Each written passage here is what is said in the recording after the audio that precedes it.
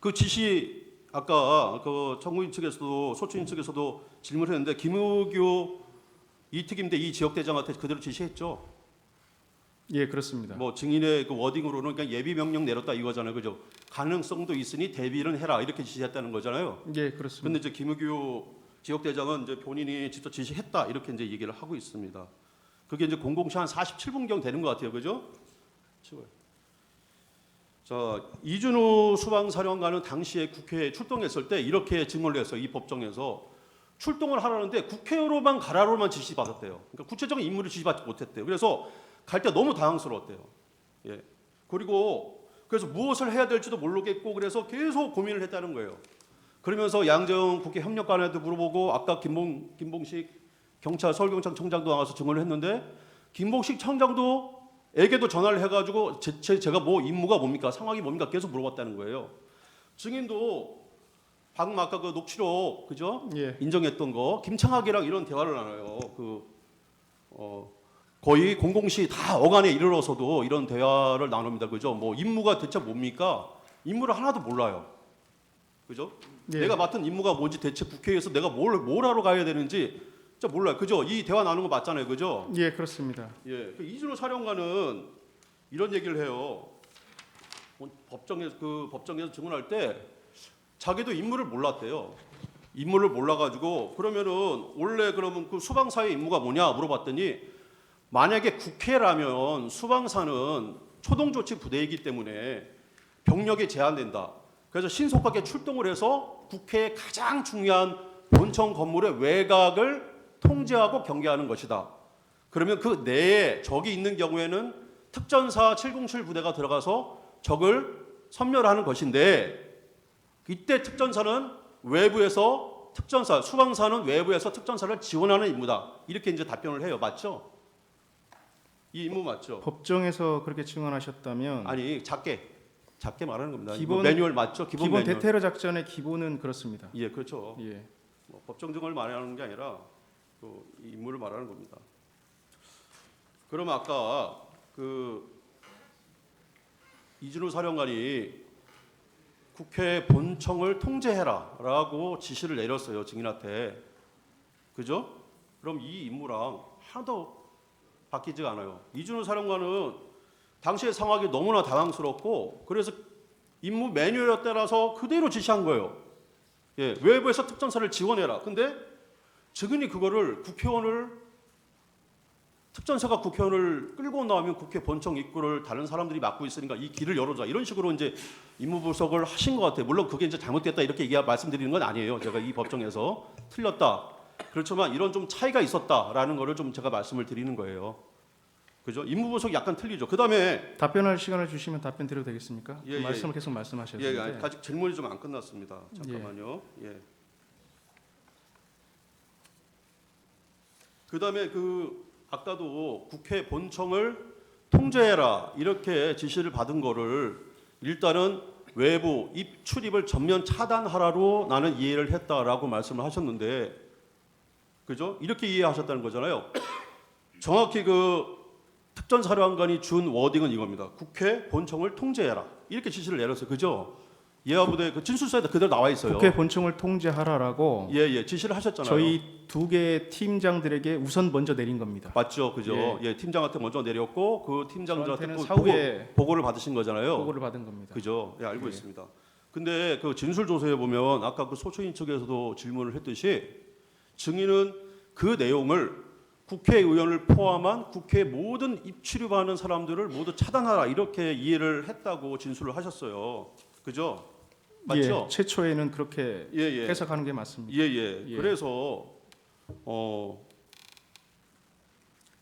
여기 본 법정에 그 특전사령관도 나왔고요. 그다음에 수방사령관도 나왔고, 그다음에 또 707 단장도 나왔고, 군인들 상당히 장성들도 많이 나오셨고, 또 영광도 많이 나오셨어요. 그러니까 통제라는 의미가 그런 의미는 아니라고 얘기는 하셨어요. 근데 임무 분석이 조금 오버해서 한 것 같은데 어떻습니까?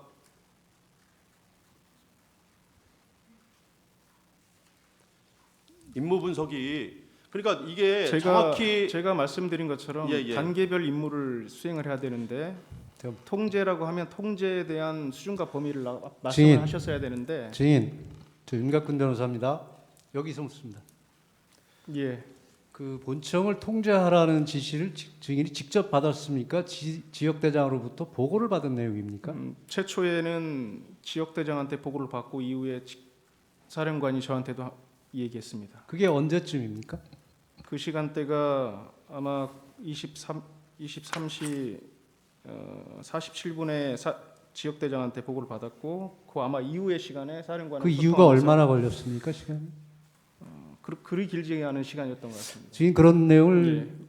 수사기관 조사에서 진술하셨나요? 사령관으로부터 통제 지시 받았다는 내용을 진술한 제가 적이 있나요? 수사기관에서 일관되게 다 진술을 했습니다. 모든 증인 그 수사기관. 당시에 위치가 어디였죠?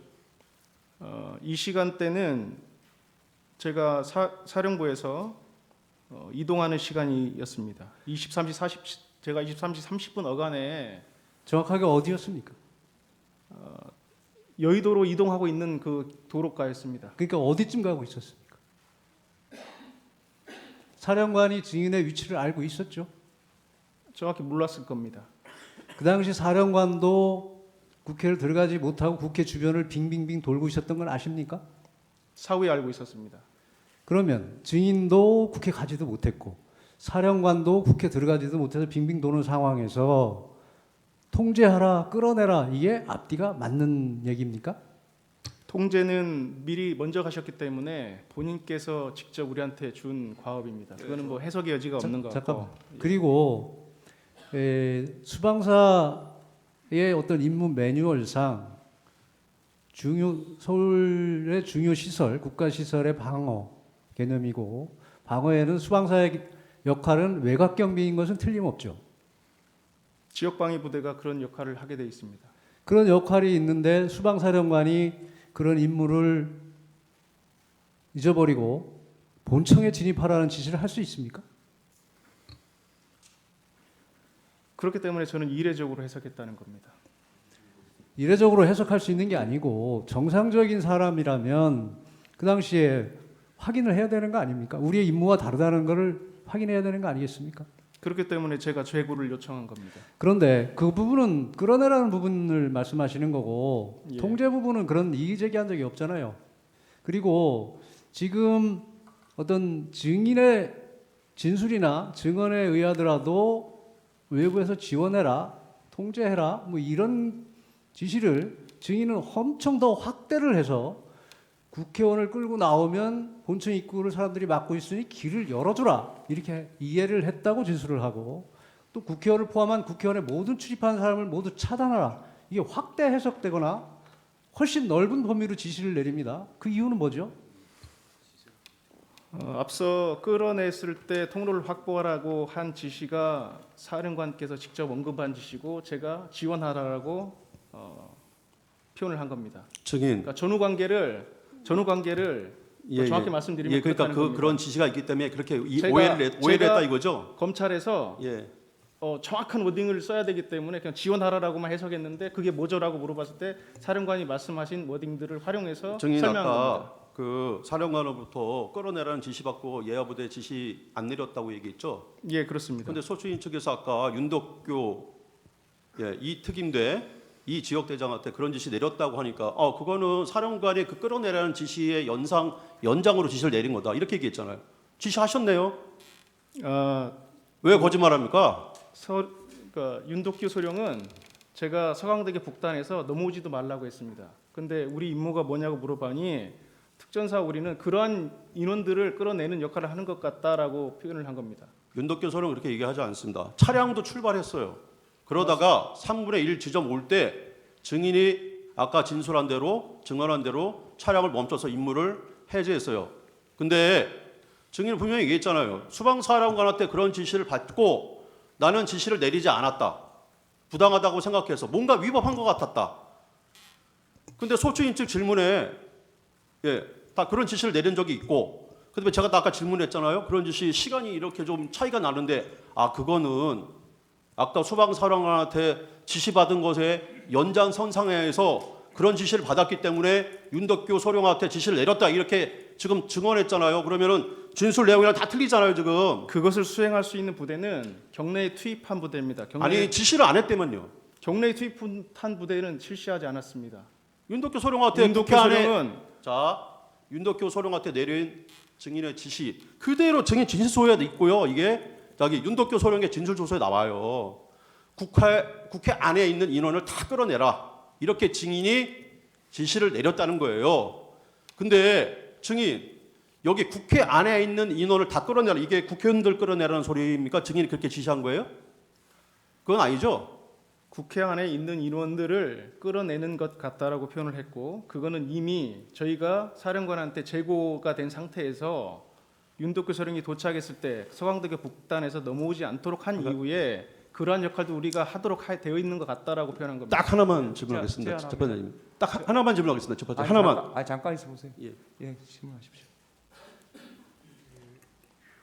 아까 저기 피청구인 대리인께서 뭐 질문 외부에서 지원하라는 의미가 뭐냐 이거를 뭐 길을 열어주라는 취지로 이해했다 이렇게 답변을 하셨잖아요. 이게 이제 검찰에서 진술하실 때 이 맥락을 끊고 질문을 하니까 이제 마치 증인이 그냥 생각나는 대로 이해해서 답을 한 것처럼 그러는데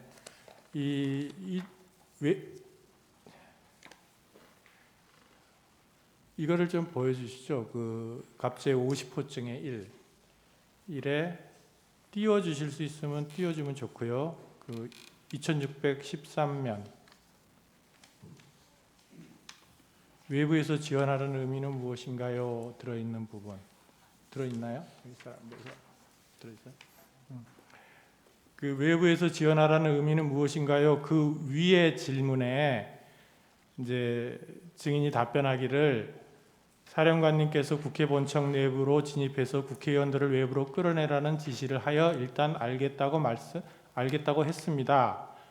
그리고 그 임무를 하달하지 않고 일정 시간 후에 사령관님께 전화를 드려 단독으로 할 수 있는 작전이 아니다. 특전 사령관님과 소통해 보십시오라고 건의를 드렸다. 거기까지 맞죠 다? 그렇습니다.